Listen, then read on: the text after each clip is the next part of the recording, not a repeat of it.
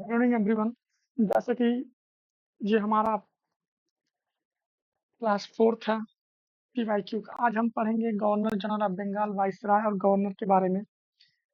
इसमें सबसे पहले आपका है वॉरेन हेस्टिंग। इसमें पढ़ेंगे कि इनके टेन्योर में क्या क्या एक्ट आए और क्या क्या इनके टेन्योर में कौन कौन से युद्ध हुए। इन सब के बारे में हम लोग डिटेल में पढ़ेंगे। और जो भी चैनल पे नए, प्लीज सब्सक्राइब करें और वीडियो को लाइक करें। चलिए स्टार्ट करते हैं वॉरेन हेस्टिंग के बारे में। वॉरेन हेस्टिंग के टाइम में आया था, जो पहला था वो रेगुलेटिंग एक्ट 17, रेगुलेटिंग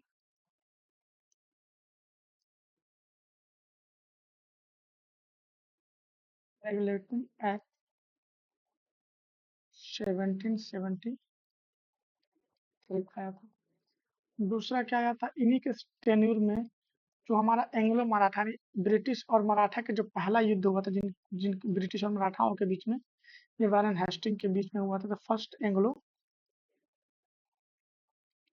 मराठा वार।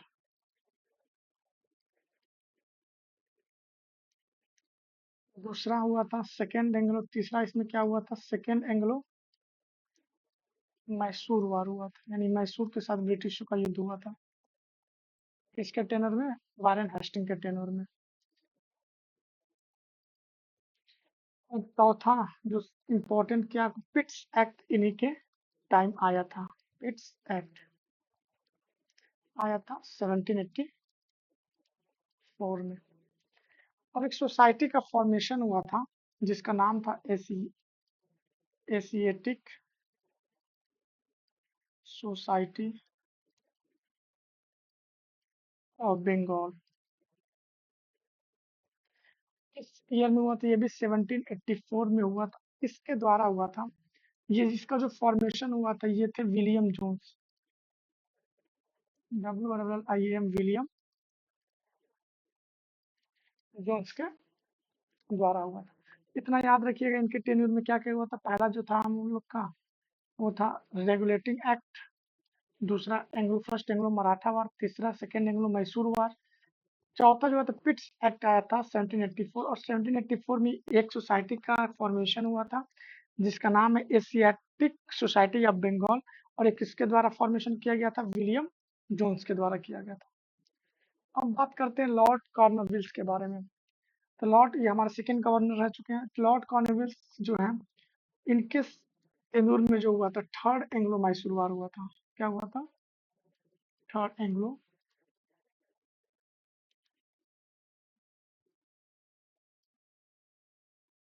थर्ड एंग्लो मैसूर वार हुआ था। सेकेंड एंग्लो मैसूर किसके टेन्योर में हुआ था, हेस्टिंग के टेन्योर में हुआ था। अच्छा, इन्होंने क्या किया था, इन्होंने परमानेंट सेटलमेंट का इंट्रोडक्शन किया था इनके टेन्योर में।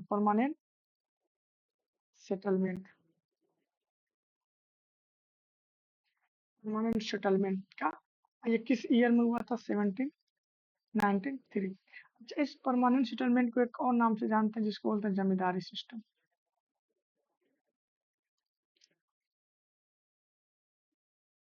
जमींदारी सिस्टम के नाम से भी जानते हैं।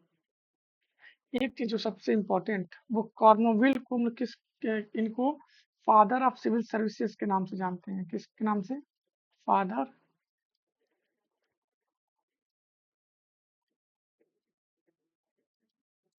सिविल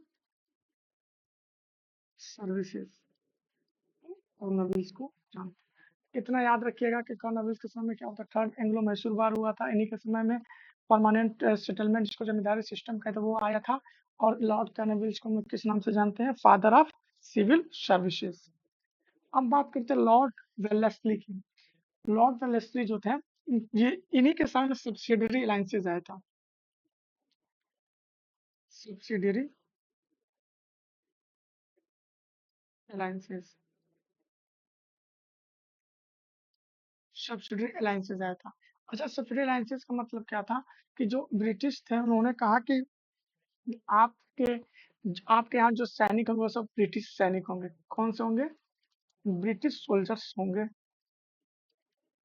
और आपके जितने भी उपाधियां हैं, उसमें हमारा एक ब्रिटिश होना चाहिए, ब्रिटिश मेंबर होना चाहिए। ये सब्सिडी अलायंसेस का था। यानी आपकी आर्मी नहीं रहेगी वहां पे, हमारे आर्मी का रूल रहेगा, किसका, ब्रिटिश सोल्जर का।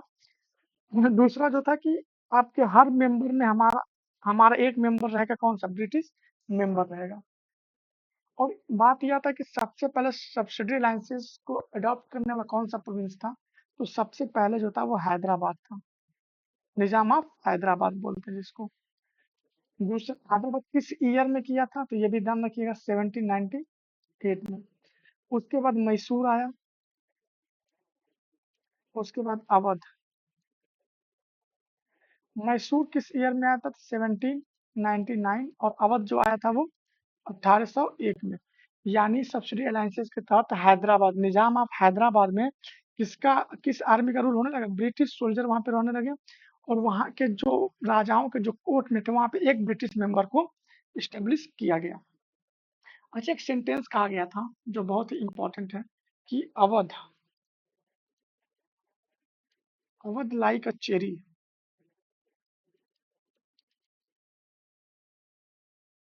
ये किसके द्वारा कहा गया था, सैड बाई, जो सबसे खतरनाक जो गवर्नर जनरल था वो था डलहौसी। इसने कहा था कि अवध एक लाइक चेरी, मतलब अवध अब हमें बहुत जल्दी से मिल जाएगा। ठीक, इतना याद रखिएगा। और जो दूसरा हुआ था इनके विसारण में वो ये था कि सेकेंड मराठा वार हुआ था। पहला मराठा वार कब हुआ था, वारेन हेस्टिंग के टाइम में। सेकेंड एंग्लो मराठा वार कब हुआ था, वेलेस्ली के टाइम में। सेकेंड एंग्लो मराठा वार हुआ था। और फोर्थ मैसूर वार, तो इतना याद रखिएगा, सेकेंड मैसूर वार हेस्टिंग के समय हुआ था, थर्ड मैसूर वार कॉर्नवालिस के समय में हुआ था, और फोर्थ मैसूर वार किसके समय में हुआ था, वेलेस्ली के समय में हुआ था। तो यहाँ पे लिख देंगे फोर्थ मैसूर वार। अच्छा, इनके समय में एक ट्रीटी साइन हुई थी, बताइएगा, एक ट्रीटी साइन हुई थी वेलेस्ली के समय में, जिसका नाम था ट्रीटी ऑफ बेसील। ये याद रखिएगा, कब हुआ था, 1802 में। किसके बीच में हुआ था, तो बाजीराव सेकेंड, बाजीराव सेकेंड और ब्रिटिशर्स के बीच में हुआ था। तो इसमें याद रखने वाली क्या बात है, पहला कि लॉर्ड वेलेस्ली के टाइम में सब्सिडी अलायंसेस आया था। सब्सिडी अलायंसेस में सबसे पहला प्रोविंस कौन सा था, हैदराबाद। सेकंड कौन सा था, मैसूर। थर्ड कौन सा था, अवध। अब एक सेंटेंस कहा गया था, अवध लाइक अ चेरी, किसके द्वारा कहा गया था, कौन से गवर्नर जनरल, तो डलहौसी थे। और सेकंड एंग्लो मराठा वार हुआ था वेलेस्ली के टाइम। फोर्थ मैसूर वार हुआ था। और सबसे इंपॉर्टेंट जो है ये treaty of treaty of basin किसके बीच में हुआ था, बाजीराव सेकेंड और ब्रिटिशर्स के बीच में। किस ईयर में हुआ था, 1802 में। एक बात करते हैं लॉर्ड हेस्टिंग। लॉर्ड हेस्टिंग के समय जो हुआ था वो हुआ था थर्ड एंग्लो मराठा वार। थर्ड एंग्लो मराठा वार, सेकेंड थर्ड एंग्लो मराठा वार। फर्स्ट एंग्लो मराठा वार किसके समय में हुआ था, वारेन हेस्टिंग के टाइम में हुआ था। और थर्ड मराठा सेकेंड मराठा वार किसके समय में हुआ था, वेलेस्ली के समय में हुआ था। और थर्ड जो मराठा वार हुआ था कि लॉर्ड हेस्टिंग के समय में हुआ था। अच्छा, इसी इन्हीं के बीच में एंग्लो नेपाल वार हुआ था। अच्छा, एंग्लो का मतलब ये समझिएगा, इसके तो ब्रिटिशर्स होता है। एंग्लो नेपाल वार हुआ था, एंग्लो नेपाल वार। ठीक है। इसी के समय में एक सिस्टम आया था, रेतवाड़ी सिस्टम। ये ध्यान रखिएगा, ये बहुत इंपॉर्टेंट है। रेतवाड़ी सिस्टम किस ईयर में किसके द्वारा आया था, ये याद रखिएगा, मुनरो एंड रीड। ये इंपॉर्टेंट है।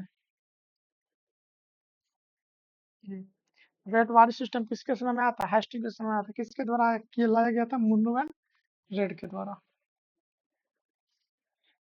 अब बात करते हैं Lord Minto. Lord Minto one. Lord Minto one, इसमें बस एक चीज याद रखने वाली है कि ट्रीटी ऑफ अमृतसर हुआ था।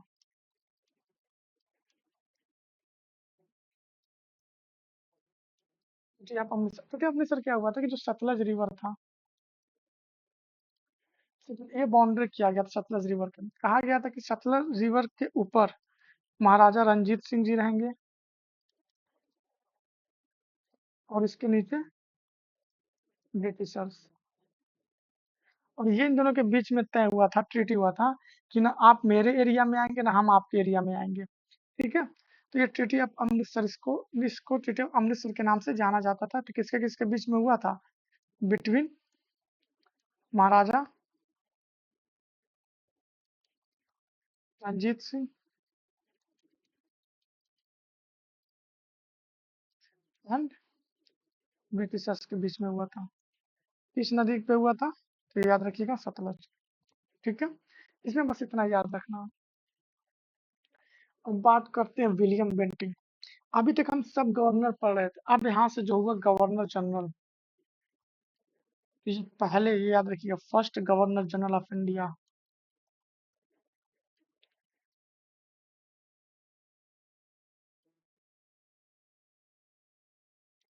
First governor general of India कौन है? William Bentinck.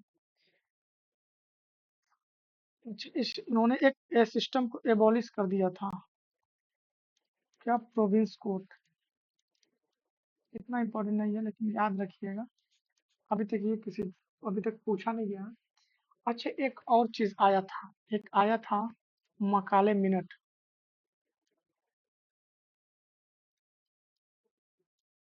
ये इंपॉर्टेंट है, इतना ध्यान रखिएगा। मकाले मिनट मकाले के द्वारा लाया गया था। इसमें यह कहा गया था केवल इंग्लिश लैंग्वेज को क्या किया जाए? प्रमोट किया जाए। ओनली इंग्लिश लैंग्वेज को प्रमोट करने की बात कही गई थी। Should be promoted. किसके अंडर? मैकेले मिनट किसके टेन्योर में आया था? तो बेंटिक के टेन्योर में आया था। अच्छा, इस बेंटिक को हम लोग किस नाम से और जानते हैं? तो याद रखिएगा, बेंटिक को हम जानते हैं father of English education of India. Father of English education of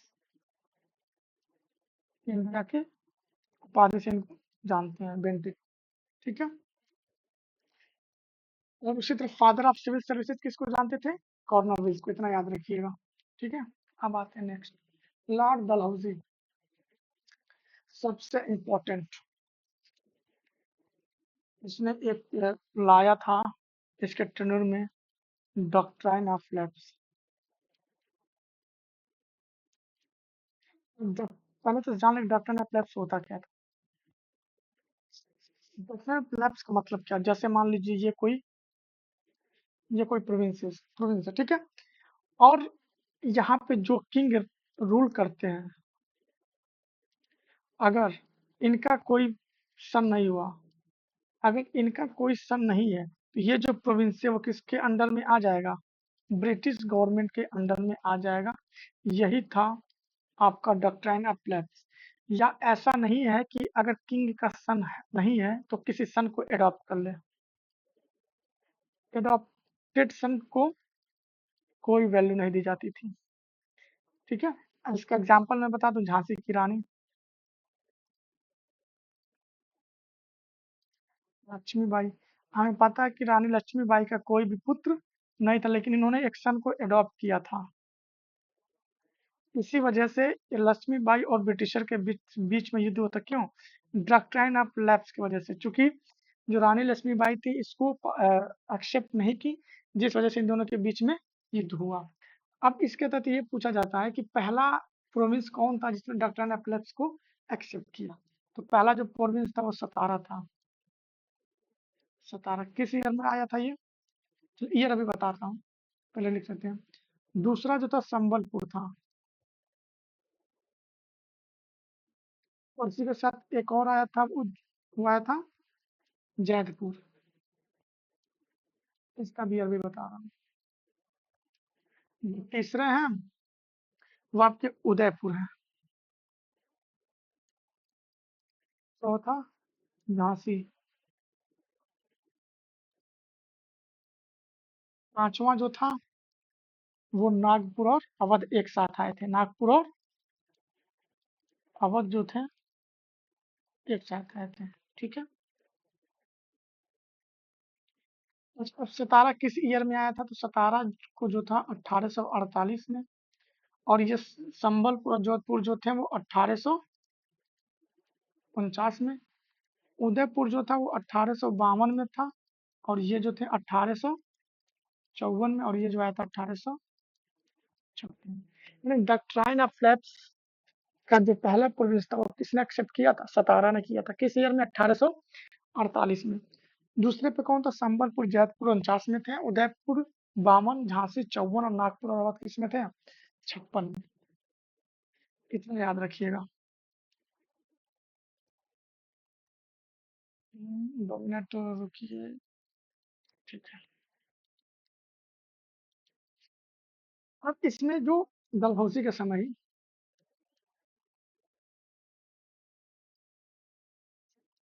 Dalhousie के समय आया था, एक सबसे पहली ट्रेन चली थी।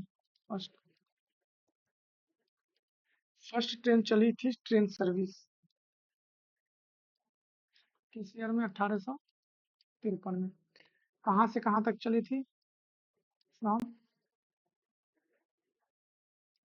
मुंबई टू थाने। पहला सर्विस, ट्रेन सर्विस चलता फ्रॉम मुंबई टू थाने। और इन्होंने एक टेलीग्राफ लाइन, इसका जो ये बेनिफिट था वो ये था, इसने टेलीग्राफ लाइन को बिछा दिया था, टेलीग्राफ लाइन को बिछाया था। पोस्टल रिफॉर्म बिल आया था,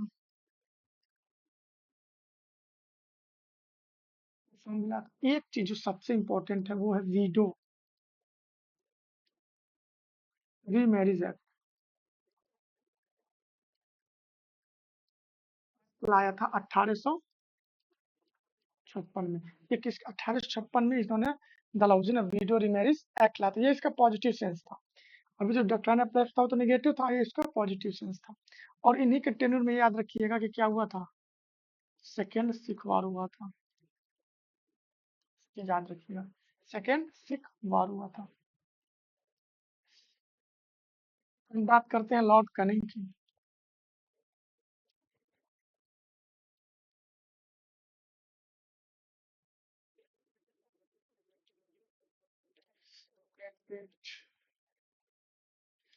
लॉर्ड कैनिंग।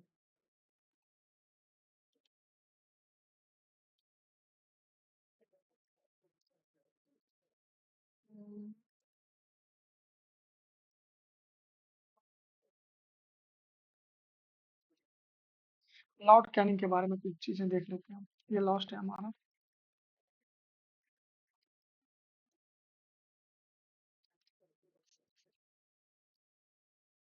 लॉर्ड कैनिंग इसमें, ये तो इसी के समय हुआ था। सबसे हमारा फर्स्ट, मुझको बताएगा फर्स्ट वार ऑफ इंडिपेंडेंस किसे कहते हैं?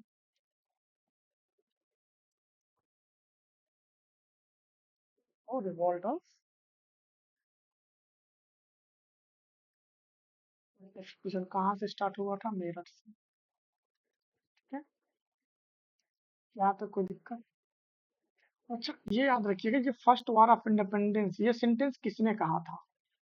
और रिवॉल्ट ऑफ 1857 को फर्स्ट वार ऑफ इंडिपेंडेंस किसने कहा था? वीडी सावरकर जी ने कहा था। किसने कहा था? वीडी सावरकर जी ने कहा था इसको, क्या?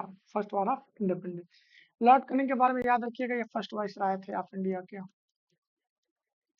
फर्स्ट वाइसराय ऑफ इंडिया के। ठीक है। आज के लिए बस इतना ही। जो भी इस चैनल को देख रहे हैं कृपया करके सब्सक्राइब जरूर कर दें, और वीडियो को लाइक